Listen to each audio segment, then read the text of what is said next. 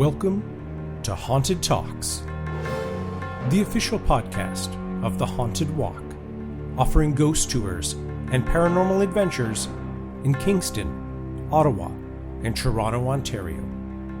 My name is Jim Dean. I am the creative director, and it's great to be with you once again. Unfortunately, my friends, all good things must come to an end. And this week marks our final summer road trip as we visit with some of the best and most interesting ghost tour companies in the world. Luckily, we've saved one of the best for last. Vicksburg, Mississippi has a dark and troubled history. Sitting high above the Mississippi River, it was a key strategic position for the Confederate Army during the U.S. Civil War.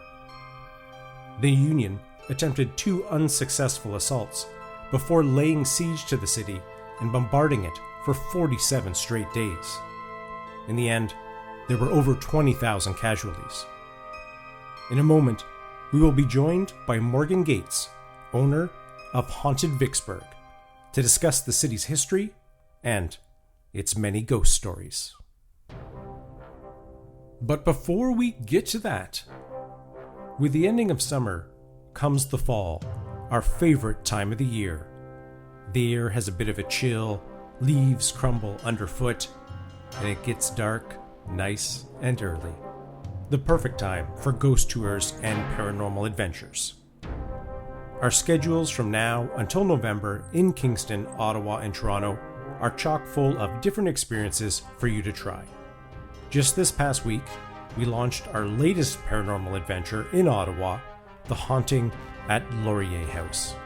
And after months of work, it has been so exciting to see the show come alive and, of course, to hear the screams. If you're looking for a spooky adventure, it and our Haunting at Black Creek in Toronto are must-dos this Halloween season. The response has just been amazing to both shows, and we do expect them to completely sell out in the coming weeks. So if you're considering it, don't wait too long, as those tickets are vanishing fast. I also want to mention a special event we have for paranormal enthusiasts in Kingston, Ontario. On October 18th, 19th, and 20th, we are partnering again with investigators from Phantoms of Yore to offer our guests a chance to perform their very own investigation in the dark at Murney Tower, one of the landmarks in the city. There will be cameras, electronics, and all sorts of cool gear to try. The Phantoms team will then review all the footage the groups have taken and make a highlight reel of the most interesting clips, which of course they will be sharing. So for a night, you would get to be the star of your own ghost hunting show. I think it's going to be a really cool experience. Space is extremely limited for this one. Information on all these experiences and many more can be found on our website, which is hauntedwalk.com. And the really good news, as a Haunted Talks listener, you're entitled to a 15% discount off tickets by using the promo code Haunted Talks, all one word, Haunted Talks, at checkout. These days, we're also very busy on Facebook, Instagram, and Twitter. We would love to connect with you there. And if you are enjoying these episodes, please subscribe to the show so you know when the new ones are coming out. And we would love a 5-star review from you on whichever platform you're listening to us.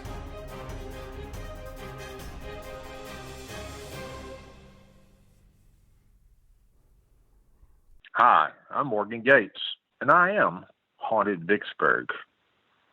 Now, one of my favorite questions to ask fellow ghost tour operators is a little bit about the twists and turns in their own personal life, how they ended up being someone who works at or runs a ghost tour.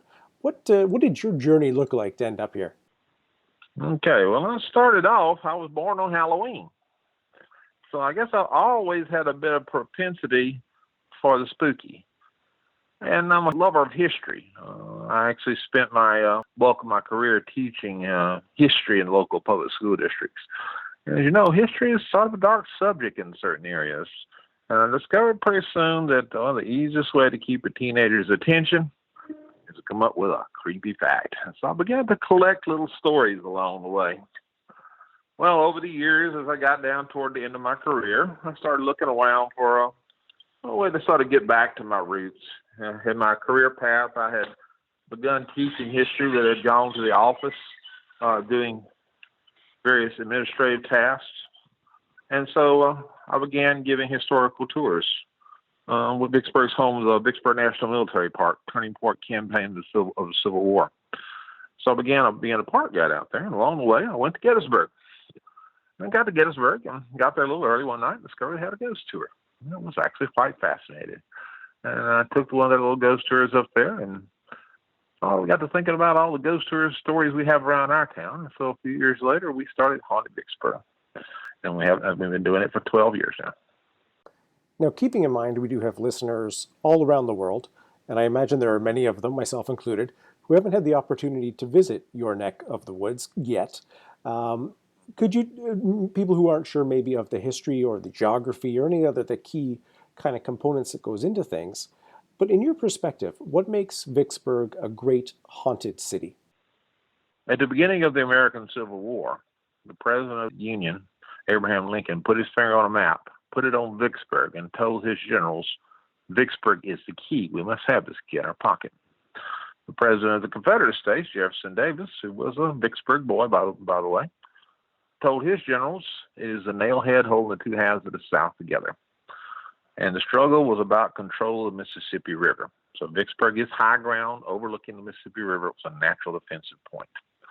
So from the very beginning of the war, there was a struggle to capture the river, reopen it to northern commerce, and cut the South in half. But every effort to capture Vicksburg had failed.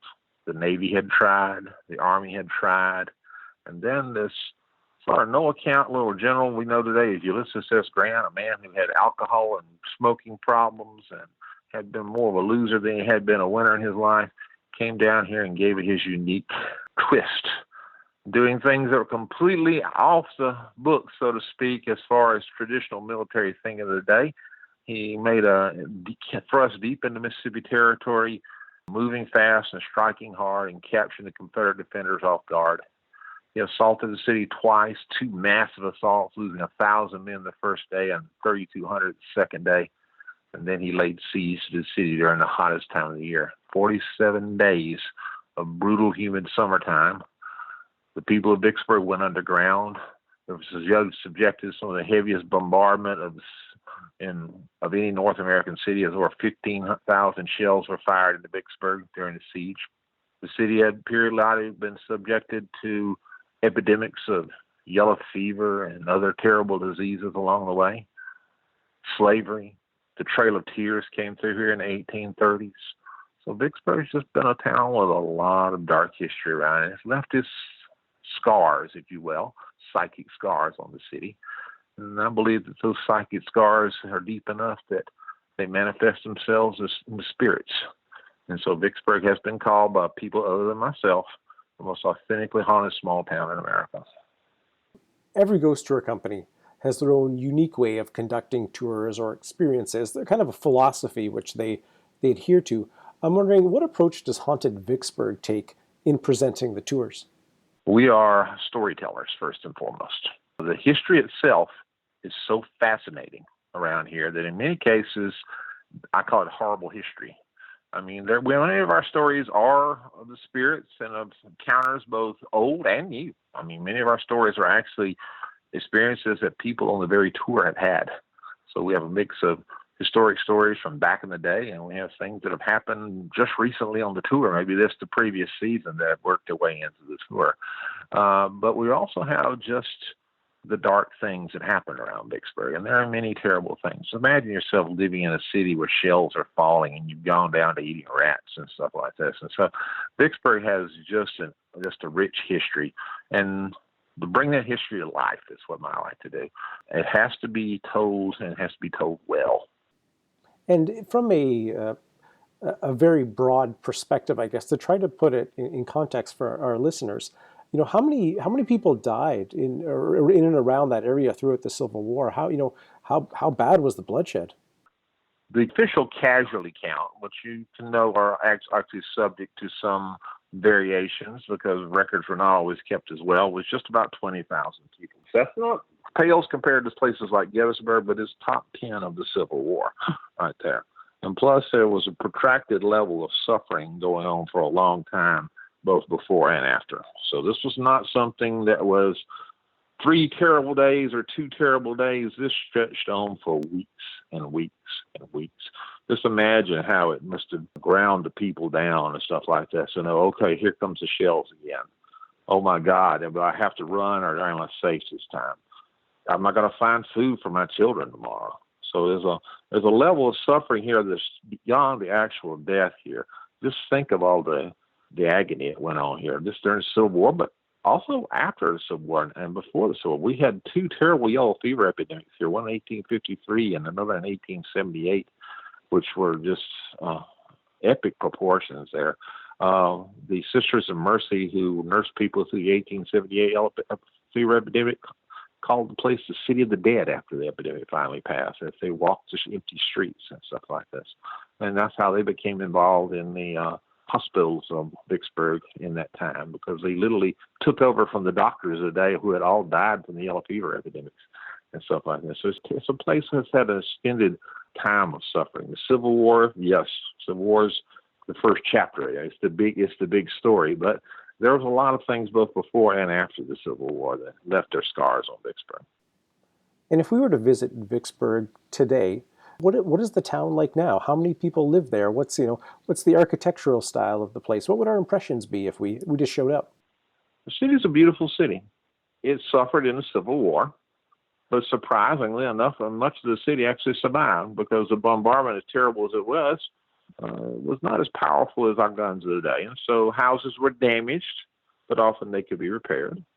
And often we had a growth spurt right after the Civil War. We actually returned to prosperity very quickly. And so we have not only antebellum mansions, we have post-war mansions. Some of them magnificent in their architecture. We have very diverse architectural styles. Many of the old buildings still stand. We're a thriving city. We're not a big city. We're only about 24,000 or so within the city limits, and about 50,000 with the surrounding economy. But we're still a part of the vibrant culture of the Mississippi River. We're still a port city. We have a lot of folks here who work in a lot of different fields as dealing with the river and its hydrology. We're the home of the Mississippi River Commission headquarters right here in Vicksburg, and so a thriving city in many ways. But still a town that hasn't lost its small town flair. It's not like one of these big cities like New Orleans or someplace where you walk down the street and you bump it into the shoulders of everybody. It still has a small town feel to it. It's a very charming city, beautiful buildings, a lot of interesting museums, beautiful nature, and friendly people as well.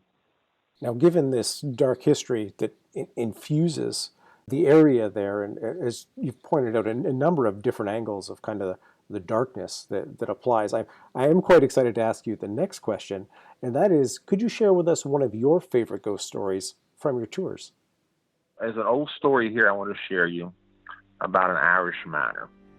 All right? And so the first thing, of course, as we already stated, the city was subjected to 47 days of constant bombardments, and the people of Vicksburg went underground into bomb shelters they called caves. The city was surrounded by 9 huge Confederate forts, and the Union actually resorted to trying to blow those forts up to enter the city. So before we get started, so understand, when the siege began, when the siege lines closed around the city, not everybody trapped in Vicksburg lived here. One of those was a young Irish miner. We don't know his name. He wouldn't tell anybody. Perhaps he had been in trouble back in the old country. We don't know. But everybody knew he was a miner, for he went by the nickname, the Digger. So here's the Digger, trapped in a strange city. No friends, no family, money running out. He looks around for a way to make a living. The people of Vicksburg desperately seek shelter from the constant rain of death. So here's a man with mining skills. He hires himself out and digging these underground bomb shelters they call caves to shelter the families of Vicksburg. And business is good. For the people of Vicksburg are wealthy. They pay him with gold and silver coin, what they call the hard cash or specie of the day, not the worthless Confederate script. Soon he's got a pocket full of this gold. He likes that jingle in his pocket. He wants more. Got about all the work he can handle if he does it right. He decides to streamline his process a little bit. His caves now aren't quite as well designed or carefully sited, but it is just a hole in the ground. Who cares, right? So he's just completed a 2-bedroom model for his family with 2 small children. When one of these huge exploding bombs comes in from the gunboats on the river and takes a direct hit on the ship, on his cave. The cave collapses. The children are buried alive. The father rushes in, digging with his bare hands. The digger rushes over with a shovel and joins the rescuer, but as hard as they dig, the whole hillside's getting stabilized, and it just continues to collapse. And finally, exhausted, they must retreat in failure. Well, a couple of days later, the Union Army is digging a mine up one of the forts on Jackson Road. They're going to blow them up so they can march right into the city. The Confederates know their only hope is to get down below ground or stop that explosion. But they don't have anybody trained to work under the ground. So they hear about this Irish miner, the digger, and they hire him and they put him in charge of the work parties. His skill at working beneath the earth allows him to home in on this Union tunnel, and soon he's just inches away from breaking through into the Union tunnel. He can hear the scrape of the Union shovels on the side of the thin dirt wall. So he turns to his men, "Put down your shovels, go back and get your guns." Alone, he blows out his lantern. Now picture this. It is dark as a tomb. The only light is a pinprick of light from the distant mouth of the tunnel. And he punches through into that Union tunnel. Peering through the small opening he's made, he expects to see the Union miners hard at work. Instead, he seems to see the withered bodies of 2 little children, and he jumps back and screams. The sound of his screams, his men come rushing back, and they find him huddled in a fetal position, rocking back and forth, muttering. What is he saying? He's saying, "The children, the children, the children." He looks around with the lanterns. There are no children here. What is he talking about? So they look through the hole he's just made, and all they see is a burning fuse headed toward over a ton of black powder explosive. They run for their lives. The mine blows up. The digger's body is never found. If you go through the parks and on the roads leading to the Vicksburg National Military Park to this day, sometimes you'll find freshly dug holes. If you're there in the evening, you might see a flickering light off down the hollow. Don't be alarmed. It's just the digger looking for the lost children.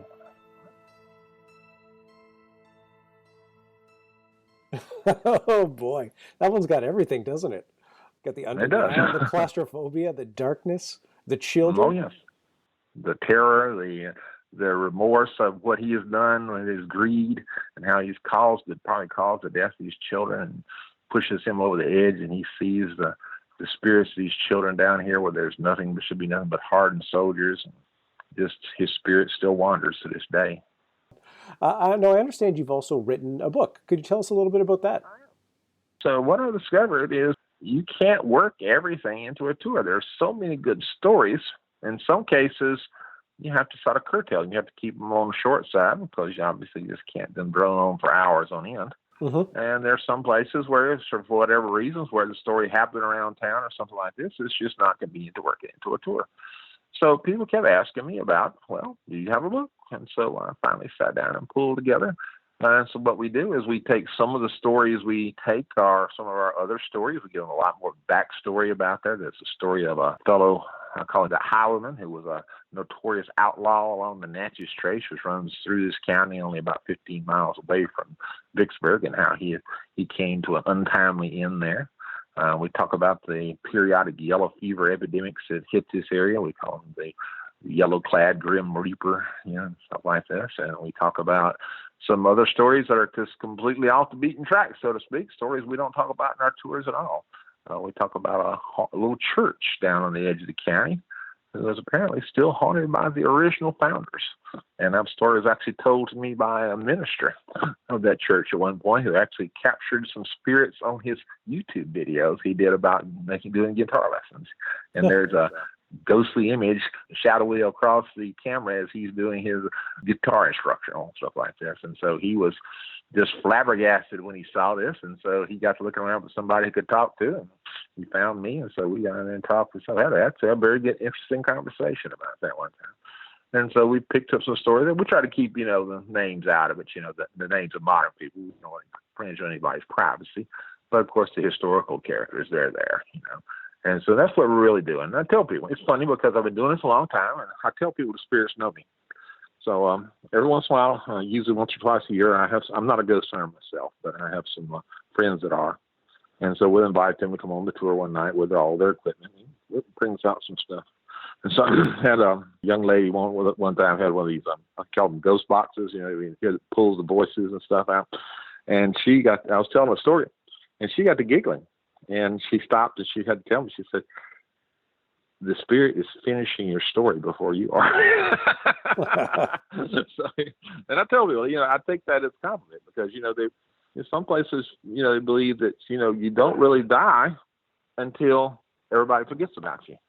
So in a lot of ways, I'm keeping these spirits alive, because I'm remembering stories of people who were once important people in our lives, and nobody else would remember them today. It's not for our stories and stuff like that. So, but my book pulls on a lot of the other stuff that I can't work into the tours. It's called A Walk on the Dark Side. A Walk on the Dark Side. Excellent. I mean, it is a great question that we often ask ourselves as well when we're doing our tours. It's, in these haunted locations, it's like, well, the ghosts have probably heard this story a number of times now. Hopefully they're happy with the rendition we're doing of the story. Hope they're not saying that's not the way it happened. Well, unless it provokes more activity, which can be interesting, of course, as well.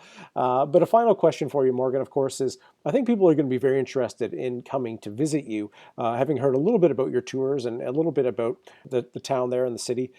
Where's the best place for people to learn a little more information, get the ticket information, or if they're interested in your book, is there a place they should go to get those details? Of course, we're living in an internet world, so go to my website, hauntedvicksburg.com, and we have information about the tours and ability to book, and even buy the book there if you like. And we have a Facebook page, which is Haunted Vicksburg Ghost Tours, and that's a little bit more personal. We post pictures of people on the tours enjoying themselves, and right now we're actually featuring a ghost of a rabbi that still wanders the streets of old Vicksburg and stuff like this. So we pull up some of our ghost photos, people who have taken. Now, I don't take the photos. These are people on the tour. They just walk along, they're taking pictures of a beautiful house, and then all of a sudden, sometimes there's something there they weren't expecting. And so when they share them with us, we share them with them also. Haunted Vicksburg Ghost Tours Facebook page and hauntedvicksburg.com for my website.